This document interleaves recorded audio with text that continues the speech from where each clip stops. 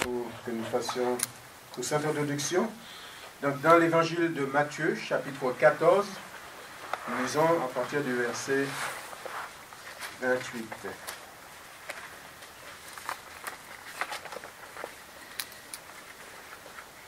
Nous allons lire à partir même du verset 22, pour bien entrer dans le contexte. Donc, Matthieu 14, verset 22. Vous entendez bien dans le fond? C'est bon? Et je ne vais pas augmenter le volume. Verset 22. Aussitôt, après, il obligea les disciples à monter. Je rappelle que le Seigneur, avant, il avait fait ce miracle avec ses 5 pains et 2 poissons. Et à travers, donc il avait quand même 5000 personnes qu'il avait pu nourrir, avec 5 pains et 2 poissons, qu'il en restait pas mal, avec 12 corbeilles, je crois. Donc, c'est un miracle. Hein? Il n'y a pas d'explication, c'est un miracle. Nourrir 5000 personnes, il est même ajouté sans les femmes et les enfants. Donc, voilà, c'est pour nous situer. Quand Dieu fait les choses, il ne le fait pas à moitié. Amen. Et c'est valable aussi pour nos vies. Donc, le verset 22, il dit aussitôt, après, il obligea les disciples à monter dans la barque et à passer avant lui de l'autre côté, pendant qu'il enverrait la foule. Quand il l'eut envoyé, il monta sur la montagne pour prier à l'écart, et comme le soir étant venu, il était là seul. La barque, déjà au milieu de la mer, était battue par les flots, car le vent était contraire. À la 4e veille de la nuit, Jésus alla vers eux, marchant sur la mer. Quand les disciples le virent marcher sur la mer, ils furent troublés et dirent « C'est un fantôme ». Et dans leur frayeur, ils poussèrent des cris.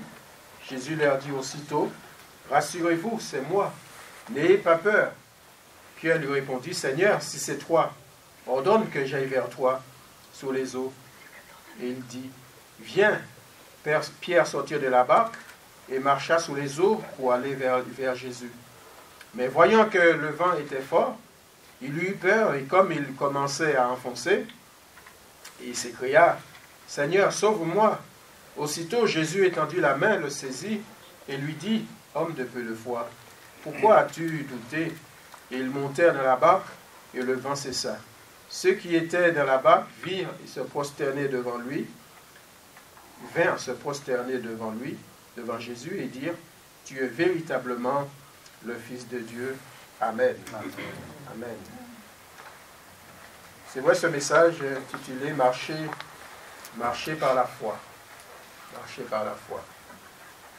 Frères et sœurs, quand nous entrons dans ce contexte, nous savons que les disciples l'avaient traversé, comme Jésus leur avait dit, et en plein milieu, donc voilà, la tempête, c'est quelque chose d'imprévu. Quelque chose d'imprévu. C'est comme dans nos vies de chaque jour. Il y a des choses que nous n'attendons pas et qui nous arrivent, qui nous tombent dessus comme cela. Et j'ai envie de dire, ça a fait partie de la vie. Parce que le Seigneur ne nous a pas caché les choses. Il ne faut pas l'oublier, frères et sœurs. Le Seigneur ne nous a pas caché les choses. Ce n'est pas parce que nous sommes chrétiens que nous sommes protégés dans le sens de dire il ne va pas nous arriver de maladies. Non, ce n'est pas ça que le Seigneur nous a dit. Hein? Et le Seigneur ne nous a pas dit que nous serons des immortels, que nous vivrons éternellement, que nous ne tomberons pas malades, etc. Oui, mais le Seigneur nous a dit les choses, que nous aurons des tribulations, que nous passerons, nous connaîtrons des difficultés, comme tous les autres, comme les gens du monde d'ailleurs. Mais vous remarquerez, c'est la seule différence, c'est que nous avons notre Seigneur. Nous avons notre Seigneur qui vit avec nous. Au contraire de ce monde, ils sont dans leurs épreuves, ils sont dans leurs soucis, mais ils n'ont pas d'espérance, ils ne savent pas sur quoi ou où il faut se tourner. Et nous le savons. Nous le savons. En qui nous avons cru et vers qui nous devons nous tourner, vers notre Dieu. Amen. C'est vrai, Pierre, le nom de... Je m'arrêterai sur ce personnage parce que c'est lui que le Seigneur veut attirer notre attention sur lui. D'ailleurs, Pierre, le nom, la signification de nom Pierre, ça veut dire le roseau changé en roc. Le roseau changé en roc. Et oui, c'est un disciple, c'est le disciple de Jésus. Avant qu'il devienne apôtre, il était tout simplement disciple, il suivait comme les autres, avec ses imperfections, je dirais, avec son caractère, avec sa personnalité. Et lorsque le Seigneur Jésus l'a rencontré, avec son frère André et lui-même, il était en train de pêcher. C'était un pêcheur de poissons. Je ne vais pas dire pêcheur d'hommes, puisqu'après il est devenu un pêcheur d'hommes. Et quand le Seigneur a dit sur moi, que Pierre n'a pas demandé son reste, il a laissé tout tomber et il a suivi le Seigneur. Amen. C'est vrai que quand le Seigneur fait cette rencontre avec nous, et que nous l'avons compris, en quelque sorte nous laissons notre vie passer, nous ne calculons même pas et nous suivons le Seigneur. Et nous l'avons suivi. Et c'est comme cela. Et c'est comme cela. Donc l'appel de Jésus à Pierre. Donc depuis ce jour-là, Pierre n'a jamais quitté le Seigneur. Il n'a jamais quitté le Seigneur. Alors, il y avait, c'est vrai, comme je disais, il y avait ses hauts, il y avait aussi ses bas. Des moments que le Seigneur l'a repris d'une manière forte, sévère. Ah oui, puisque Pierre, c'était impulsif, c'était quelqu'un qui, toujours quand son maître, il sentait que son maître était en danger, ben, il voulait passer le devant. Avec son épée, il agissait d'une façon charnelle. Mais c'est vrai que même à un moment, le Seigneur l'a repris. Dans Matthieu, nous trouvons ça dans Matthieu 16, verset 23.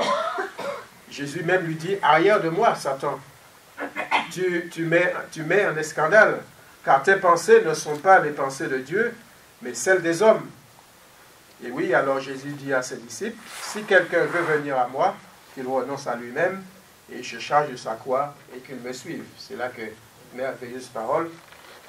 Après.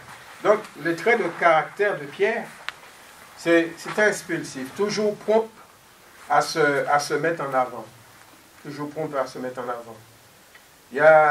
C'est vrai, il y a de certains qui pourraient qualifier cela de bon augure, de bien, parce que quelqu'un qui sait ce qu'il veut, il est énergique, il réagit, agir ou réagir rapidement. Mais voici, c'est le Seigneur vraiment dans les choses spirituelles, c'est pas comme ça que le Seigneur voulait les choses. Et Pierre, ce Pierre-là, il était quand même, enfin, je ne vais pas dire quand même, il était tendre et affectueux, parce qu'il le faisait ça de tout son cœur. La façon dont il réagissait, il était persuadé qu'il avait raison. Il ne le faisait pas méchamment. Il a été persuadé qu'il avait raison. Il était tendre, affectueux. Et pourtant, son reniement, il nous a dit, et Pierre se souvient de la parole de Jésus, il avait dit, avant que le coq chante, tu me renieras 3 fois. Et étant sorti, qu'est-ce qu'il fait Pierre? Quand son regard a croisé celui de Jésus, il nous a dit, il pleura amèrement. Donc Pierre se sont rendu compte. Ah oui, c'est comme si le regard de Jésus a transpercé son cœur. Et la mémoire, ça s'est revenu, les paroles se sont revenues. Et oui, Pierre, tu te disais que tu étais si fort que ça, tu pouvais me protéger. Et voilà, en un instant, tu m'as renié 3 fois. Et oui, tu m'as renié 3 fois. Pierre aimait le Seigneur. Et il était prêt, comme je disais, à venir en aide dans toutes les situations. À sa façon, bien sûr. Mais Pierre, il avait besoin d'apprendre. Pierre, il avait besoin de comprendre le renoncement de cette vie par la foi. Et il était à la bonne école, frères et sœurs, le disciple et son maître. Il y avait Jésus, il était à côté de Jésus, Jésus qui formait son disciple, parce que lui, il savait Jésus. Pierre ne savait pas où il allait progresser dans les choses, mais le Seigneur Jésus le savait. Il savait. C'est pourquoi, à un moment donné, c'est vrai que Même l'ennemi, même Satan, il voulait l'avoir, il voulait le faire brûler. Vous vous rappelez de ce passage. Et le Seigneur disait que, oui, Satan t'a réclamé, mais moi j'ai prié. J'ai prié afin que ta foi ne défaille point. C'est ça qui est important, c'est la foi. La foi, c'est important. Oui, bien commencer, mais ce qui est important, c'est bien finir. Et oui, mal commencer peut-être, mais ce qui est important, c'est mal finir. Vous savez, débuter avec le Seigneur, il faut aller jusqu'au bout. C'est vrai, garder la foi. C'est ça qui est important pour notre Seigneur.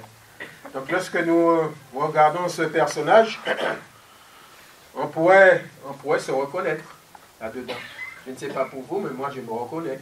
Je me reconnaissais sur certains points, avec notre réaction, notre chair, qui ne veulent pas, qui ne laissent pas faire. Vous allez dire c'est tout à fait normal, mais la chair, nous le savons que la chair doit mourir. Parfois nous ne devons pas réagir avec notre raisonnement, avec la chair, parce que les choses, nous ne le faisons jamais bien. Et c'est cela que le Seigneur voulait montrer à Pierre, et c'est ça qu'il corrigeait dans sa vie. Donc, c'est vrai que après ce grand miracle que le Seigneur a pu effectuer, et que vraiment quelqu'un il nous a dit, il est parti rencontrer ses disciples, il les trouva dans une condition difficile. Condition difficile, il était sur l'eau. Il nous a dit, Jésus alla vers eux, marchant sur la mer. Ils avaient eu peur, les disciples, quand ils virent marcher, quand ils virent quelqu'un s'avancer, et ils dirent, c'est un fantôme. Et il nous a dit, dans leur frayeur, ils poussèrent des cris. Vous imaginez la scène. La mer démontée, dans la barque, ils ont eu peur. Et Jésus dit aussitôt, rassurez-vous, c'est moi. Rassurez-vous, c'est moi. Alors là, frères et sœurs, il nous a dit, c'est là que nous allons entrer dans le vif du sujet. Pierre sortit de la barque et marcha sous les eaux pour aller vers Jésus. Vous savez que Pierre était de la même nature que nous? Ah oui, nous l'avons lu. C'est un gars qui agissait, qui pensait savoir et ne sait pas, etc. Mais lorsque nous lisons ce texte, on lit, vous avez lu comme moi, il marcha sur les eaux pour aller vers Jésus. Pourtant cet homme, il marche sur l'eau. Parce que il va dire à Jésus, ordonne que je vienne. Si c'est toi, ordonne que je vienne vers toi. Alors Jésus accepte. Et il a passé de l'autre côté. Vous imaginez bien la scène. Il passe de l'autre côté et il commença à marcher vers Jésus. Mais vous, si vous lisez bien les détails, c'est important, son regard était fixé sur Jésus. Quand il passe de l'autre côté de la barque, et son regard était fixé sur Jésus, et il a commencé à marcher sur les eaux. Et il marchait sur les eaux. Pierre, un homme expulsif, avec ses défauts, il marchait sur les eaux, parce qu'il a mis sa confiance en Jésus. Son regard était fixé sur Jésus. Et vous allez voir que au moment que Pierre a regardé, il a laissé son regard en Jésus, il a regardé les éléments déchaînés, il nous a dit, il a commencé à s'enfoncer. C'est vrai que la parole de Dieu nous enseigne, frères et sœurs. Il nous enseigne. Parce que nos regards, nous savons, nos regards, il doit rester fixé sur le Seigneur Jésus. Même dans nos épreuves. Même dans nos épreuves. Parce que il y a des frères et sœurs qui pensent que c'est vrai. On comprend dans ce sens. Quand l'épreuve est dure, quand l'épreuve est là, c'est vrai qu'il faut le passer. Et le spirituel, nous avons tendance à vouloir le placer après. Nous avons tendance à réagir, je ne vais pas dire d'une façon humaine, mais priorité. Nous allons donner priorité, c'est-à-dire au corps médical. En premier lieu, nous allons décrocher. Mais le premier lieu qu'il veut faire, il faut décrocher, bien sûr. Mais il faut décrocher pour être en connexion avec le Père Céleste. Notre réaction, vous savez que la réaction d'un chrétien, c'est Seigneur Jésus. Même quand, je ne sais pas comment vous êtes, mais quand je me suis trouvé parfois en danger, ma première réaction, peut-être pas en voix sortir, mais dans mon cœur, Seigneur Jésus. Et Seigneur Jésus, quand je lui ai dit Seigneur Jésus, ben c'est comme si les choses, vous savez que rien n'est impossible à Dieu. Je peux vous donner des témoignages là ce matin, que des personnes qui se voyaient tomber dans le, comme s'il allait tomber dans le précipice, au dernier moment, la voiture est déviée. Hein? La voiture, ils n'ont rien compris. Ils ont dit comme si la voiture, il a fait ça. Et oui, mais je dis, ne vous inquiétez pas. Je sais que c'est le Seigneur.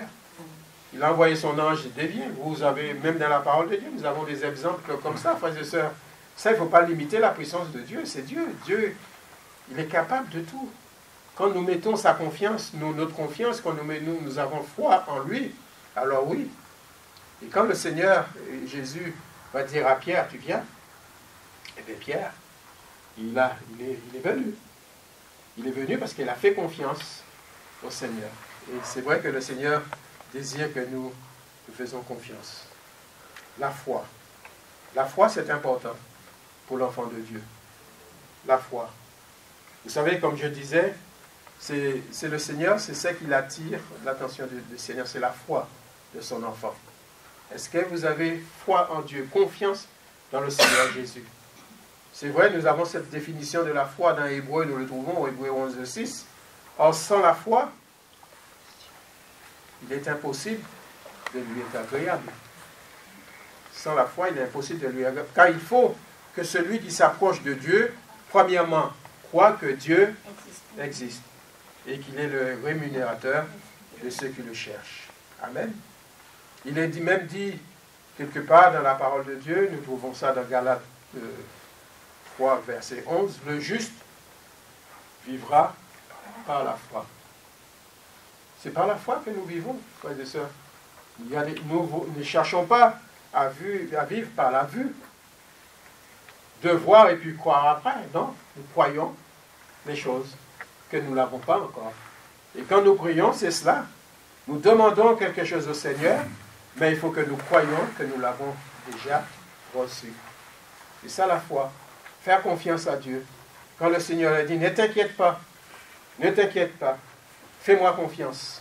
Alors c'est cette dimension-là qui parfois nous joue défaut, de s'abandonner dans le main du Seigneur, de déposer tout dans la main de Dieu. Quand le Seigneur dit, ne vous inquiétez pas. Derrière, ne vous inquiétez pas, il y a toute une étude derrière tout cela. Ne t'alarme pas.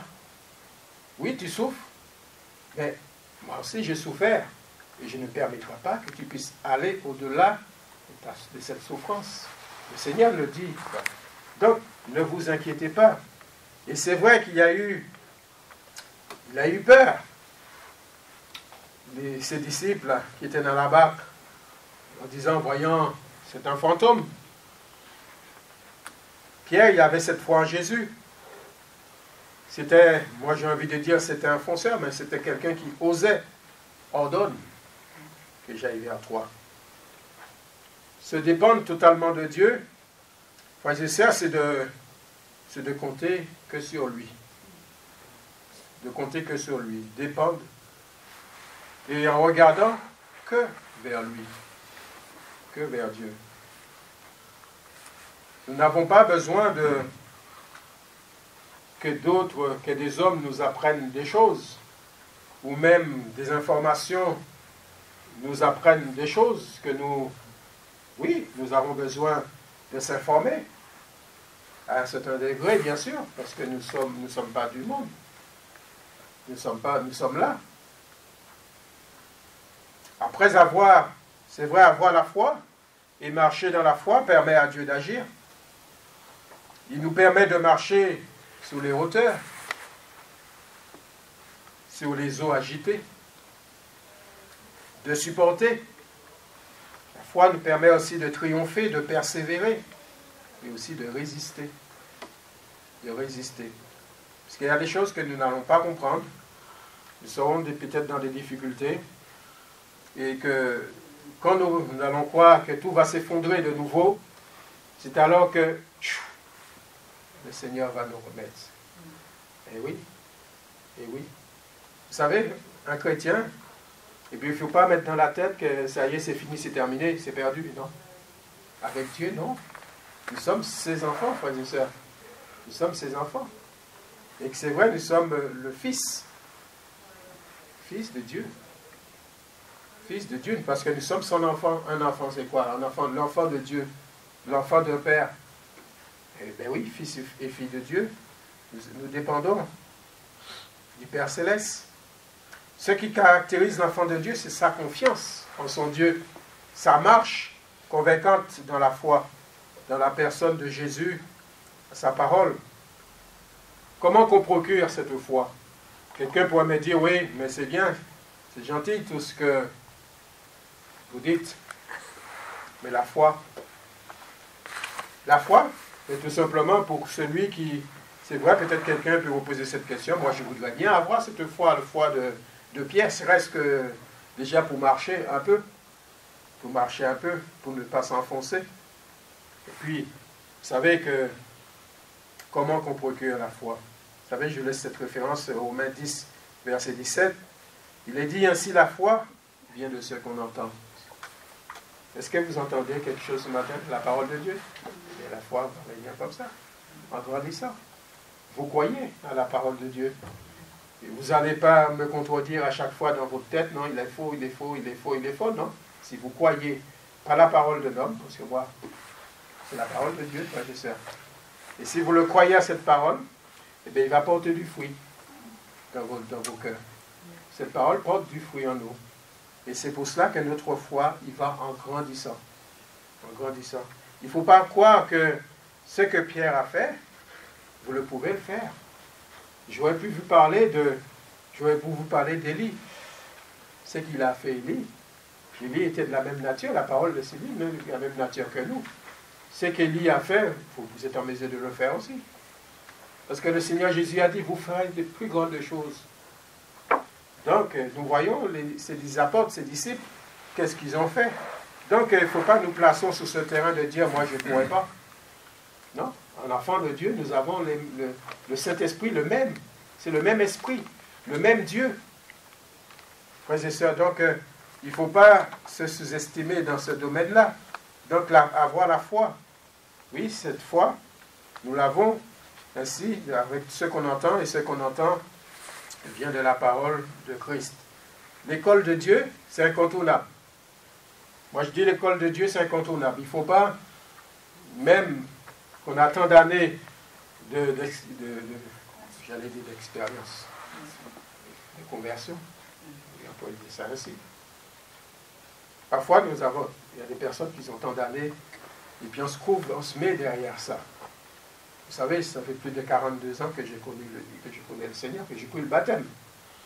J'ai eu des hauts et des bas. Et oui, j'ai eu des hauts et des bas.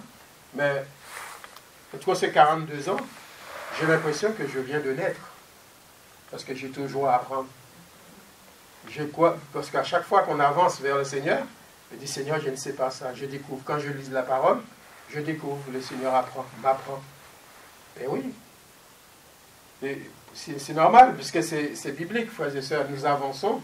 Parce que si on savait tout, on ne serait pas là. Eh bien, on sera comme Élie, le Seigneur l'élèvera. Ou comme Enoch. Ben oui. Parce que nous ne savons pas tout. Dans le temps que nous serons sur cette terre, nous serons, je parle pour les chrétiens, bien sûr, nous serons à l'école de Dieu. Nous avons besoin d'apprendre, nous avons besoin de progresser. Le Seigneur a besoin, justement, que nous progressions avec lui. Plonger son regard dans la parole, à la lire, à méditer, et la mise en pratique par la grâce de Dieu, et avec l'aide du Saint-Esprit, bien sûr. Parce qu'il y a des choses, comme j'ai eu l'occasion de le dire ici, il ne faut pas croire que tout ce que nous allons entendre et tout ce que nous allons lire que nous allons le comprendre tout de suite. Non. Non. C'est progressivement, et c'est progressivement que le Saint-Esprit permettra que nous comprenons et que nous avançons vers le Seigneur, par la foi. Oui, nous sommes appelés à marcher par la foi et dans la foi, comme il est dit dans Romains, chapitre 1, verset 17, parce qu'en lui est la révélation à la justice de Dieu par la foi, et pour la foi, selon qu'il est écrit, le juste vivra par la foi. Oui, nous marchons par la foi, et non par la vue. Et non par la vue. C'est comme je l'expliquais, frères et sœurs, un chrétien, il espère en son Dieu. On espère, on demande à Dieu. Vous savez que il y a un membre de la famille peut-être qui est souffrant, qui est malade, qui est gravement malade, et on espère la guérison. On demande à Dieu. Elle intercède. On prie, on demande. Mais il ne faut pas oublier que lui, le maître, c'est lui qui sait. Il fait ce qu'il veut. Frères et sœurs, c'est ça qu'il faut. Même si je le demande, il fait ce qu'il veut. Vous savez que, je me rappelle que ma mère était souffrante. J'avais demandé au Seigneur de la guérir. C'était là au début, la guérir, le Seigneur guérit-la. Ça devenait de plus en plus mal au point, comme on pourrait dire. Et à un moment donné, ma prière avait changé.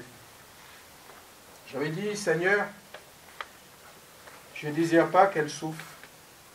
Si c'est ta volonté, si elle est prête maintenant, prends-la. Et ma prière a changé de sens. Mais le Seigneur, vous savez, il fait ce qu'il veut. Parce que j'aurais prié pour sa guérison, c'est tout à fait normal. On prie pour la guérison de quelqu'un, pour le bienfait. Parce que moi, je désire, comme je disais, que mon frère, ma soeur, va bien, quoi. Et nous prions pour cela. Mais c'est lui, là-haut, c'est le maître qui décide. C'est lui qui voit les choses qu'on ne voit pas. Et c'est vrai que, et quand le moment est arrivé, notre heure est arrivée, c'est Dieu le sait aussi. Et si le moment n'est pas arrivé, il n'est pas arrivé. On pourrait dire, celui-là, il devait mourir, mais il n'est pas mort. Ben non, parce que son moment n'est pas arrivé.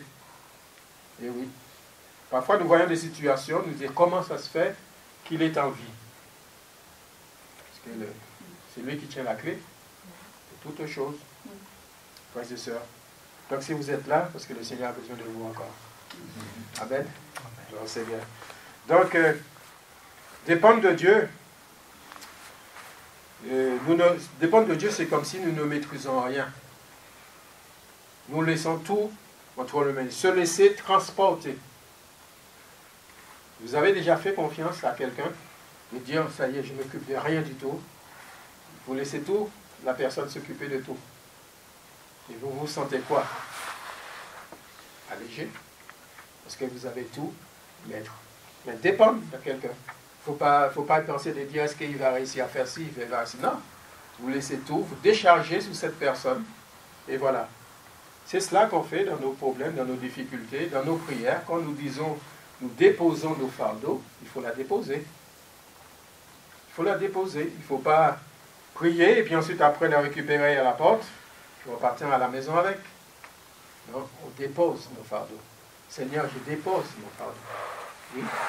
Dépendre de toi, c'est avoir foi, avoir confiance en Seigneur. Amen. Le chrétien vit et doit vivre par la foi en Jésus-Christ.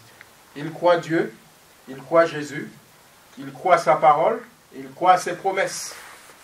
Les promesses que nous lisons, quand nous lisons une fois, eh bien, ce n'est pas parce qu'il nous arrive un petit pépin que nous l'avons oublié.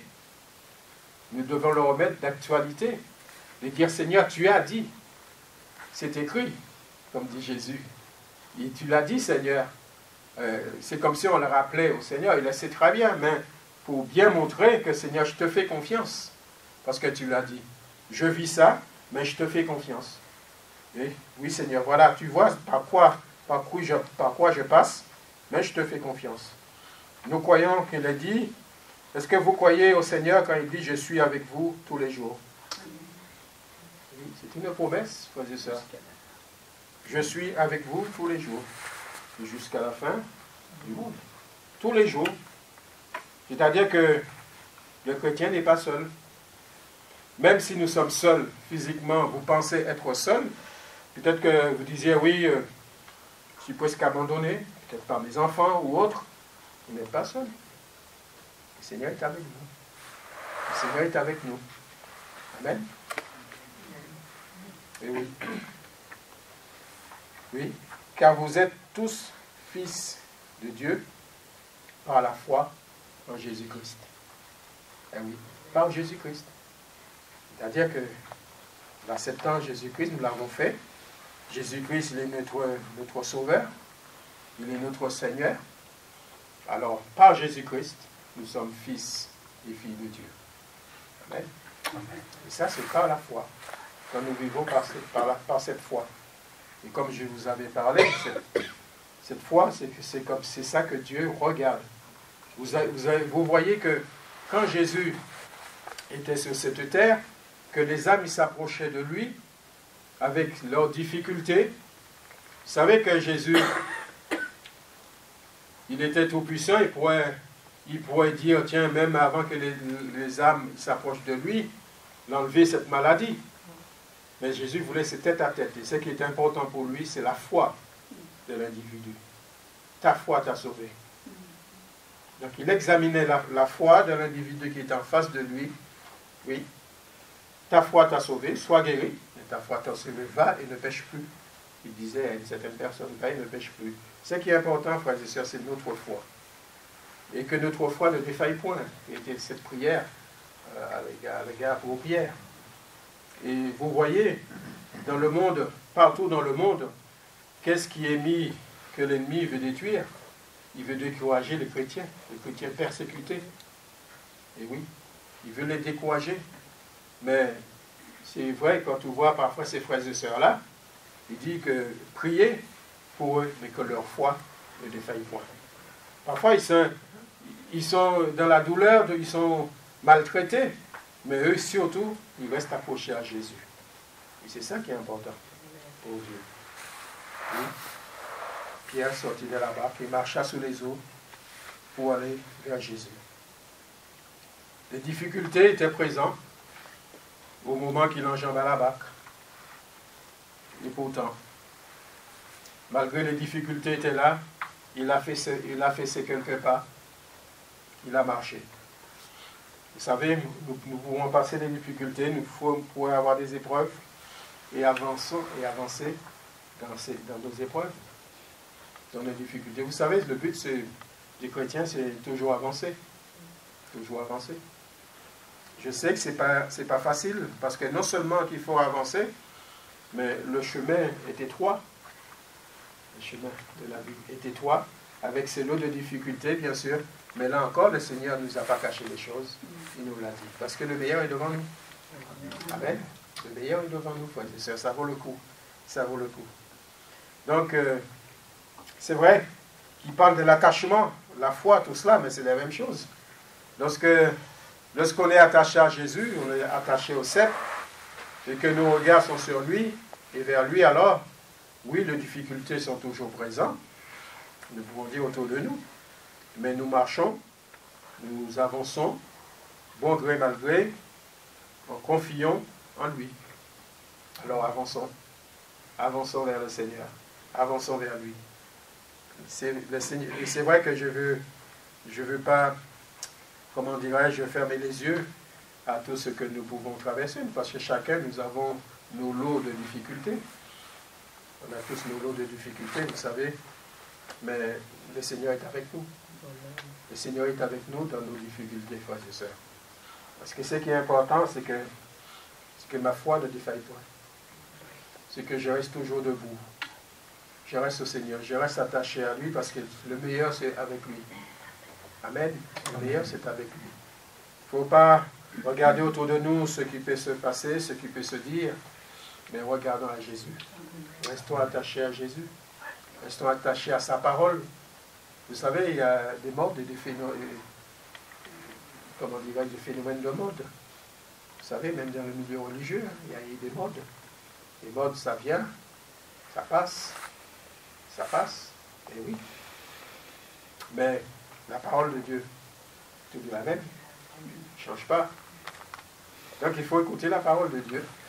Il faut se confier sur la parole de Dieu. Mais ce n'est pas ceux qui veulent nous faire venir, les hommes, pour nous faire croire qu'on peut faire les choses différemment. Non, c'est le Saint-Esprit. C'est le Saint-Esprit. Nous voulons que le Saint-Esprit agisse. Et vous savez, dans nos églises maintenant, eh bien, on veut le remplacer, ce Saint-Esprit. Malheureusement, on veut le remplacer. Ben, quand il n'est pas là, on veut le simuler. Parce qu'on est tellement habitué que ça bouge, qu'il y a toujours quelque chose qui se passe. Non. Dieu, c'est Dieu, il fait ce qu'il veut, il fait ce qu'il veut. Le Saint-Esprit, s'il a envie un moment de silence, donne-le ce moment de silence. Ce n'est pas à nous de créer l'ambiance. Ce n'est pas à nous de... D'ailleurs, de toute façon, Dieu, l'apparence, ça n'intéresse pas Dieu. Parce que lui, qu'est-ce qu'il voit? C'est le cœur. C'est le cœur. Donc, ne cherchons pas à imiter. C'est pour cela, frères et sœurs, quand nous préparons nos réunions, demandons au Saint-Esprit qui dirige nos moments, qui dirige les réunions. Et quand le Saint-Esprit est là, alors c'est lui qui travaille. C'est pas moi, c'est pas nous. Nous ne sommes à rien, nous sommes l'instrument seulement. Nous sommes l'instrument. Donc c'est pour cela que, oui, que nous laissons la place de Saint-Esprit faire son œuvre dans nos cœurs. Que nous repoussons tout ce qui n'est pas de sa gloire. Vous savez, il y a des églises qui ont fortifié, nous avons des difficultés de ces églises, même primitives, il y a eu tous ces problèmes. Et pourtant que, malgré leurs difficultés, quand le Saint-Esprit était là, il y avait la foi des frères et sœurs, l'Église, il allait de l'avant. L'Église, il allait de l'avant. Comme il est dit dans Actes chapitre 16, verset 5, les églises se fortifiaient dans la foi et augmentant en nombre de jour en jour. Ah oui, parce que le Saint-Esprit faisait son travail. Donc lorsque la présence de Dieu est là, dans nos cœurs, eh bien l'Église prend son énergie en Dieu et dans sa parole, pas dans autre chose. S'accroît dans la vie de l'Esprit. Elle marche sous les eaux, marche sous les difficultés et elle augmente en qualité. Ce qui est important pour Dieu. Augmenter en qualité. La foi, oui, c'est vrai que la foi s'entretient. La foi s'entretient, frères et sœurs. Et si le Seigneur nous parle à travers sa parole ce matin, parce que la foi s'entretient. On ne peut pas dire, ça y est, je suis arrivé, je suis sauvé. Point terminé. Oui, on est sauvé. Mais notre foi s'entretient dans la mesure qu'il y en a un qui n'est pas d'accord, que nous allions jusqu'au bout. Il fera tout. Il fera tout. Et quand le Seigneur nous parle, il nous avertit, comme il avertit à Pierre, et le Seigneur nous avertit, quand nos cœurs reçoivent, eh bien, nous sommes prêts. Nous sommes prêts. Vous savez, comme disait Proverbe 26-20, faute de bois, le feu s'éteint. Et quand il n'y a point de rapporteur, la querelle s'apaise. C'est important, frères et sœurs. J'ai envie de dire que tout feu qui n'est pas alimenté finit par s'éteindre aussi. Tout feu.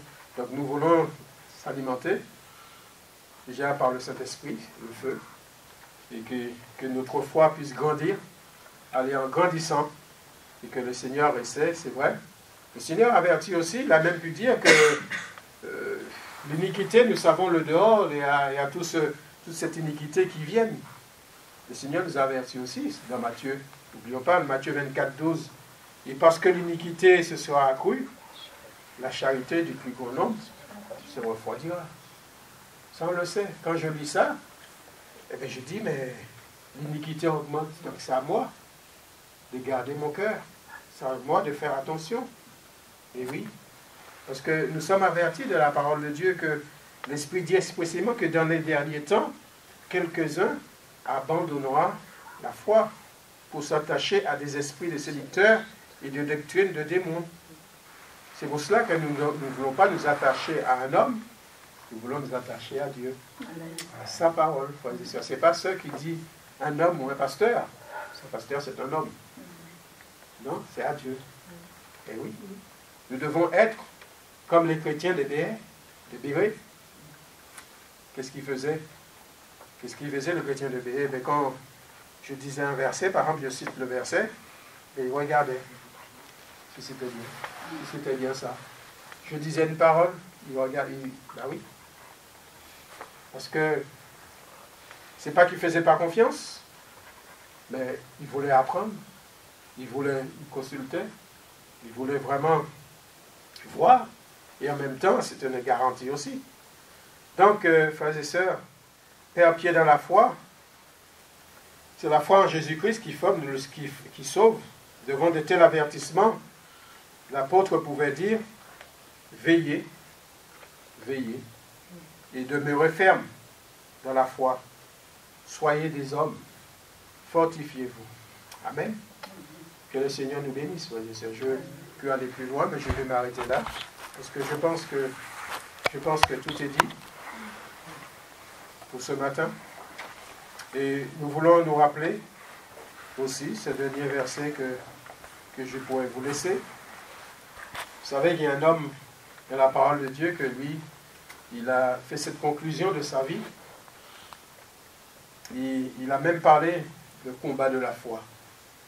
Le combat de la foi. Vous savez, quand on se met en prière, nous sommes en combat. Nous combattons le bon combat de la foi. Vous savez que c'est comme l'apôtre Paul, il pouvait le dire, qu'il a combattu ce bon combat de la foi. Il a gardé la foi jusqu'au bout. Et c'est cela que nous voulons faire, frères et sœurs. Amen. Que le Seigneur nous bénisse. J'ai combattu le bon combat, j'ai achevé la course et j'ai gardé la foi. Amen. Que Dieu vous bénisse. Amen.